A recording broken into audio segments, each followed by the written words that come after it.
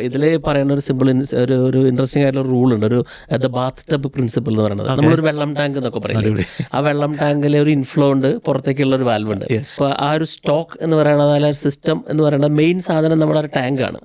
ആ ടാങ്കാണ് ഫംഗ്ഷൻ ചെയ്യേണ്ടത്. പക്ഷെ അതിലേക്ക് വെള്ളം വരുന്നുണ്ട്, പുറത്തേക്ക് പോകുന്നുണ്ട്. ഇപ്പോൾ നമ്മളതിൽ വെള്ളം കൂടുതൽ നിൽക്കാനായിട്ട് രണ്ട് രീതിയിൽ നമ്മൾ മാനേജ് ചെയ്യണം. ഇപ്പോൾ നമ്മൾ കൂടുതൽ വെള്ളം വരുത്തണം, അതേസമയം തന്നെ പുറത്തേക്കുള്ള ഔട്ട്ഫ്ലോയും കൺട്രോൾ ചെയ്യാൻ പറ്റണം.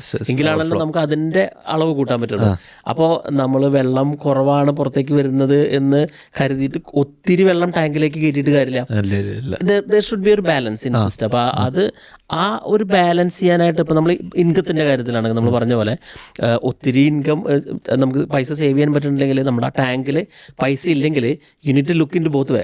ഇപ്പോൾ ഒന്നെങ്കിൽ നമ്മൾ മൾട്ടിപ്പിൾ സോഴ്സ് ഓഫ് ഇൻകം ഉണ്ടാക്കാൻ പറ്റണം. അതുണ്ടാക്കിക്കൊണ്ട് കാര്യമില്ല നമ്മുടെ ഔട്ട്ഫ്ലോ വലുതാണെങ്കിൽ. ആ ഒരു ബാലൻസ് ക്രിയേറ്റ് ചെയ്യാൻ. അപ്പോൾ അതുകൊണ്ടാണ് പറയുന്നത് നമുക്ക് അങ്ങനെ ഒരു സിസ്റ്റം നമുക്ക് ക്രിയേറ്റ് ചെയ്യാൻ പറ്റൂ എന്നുള്ളത്.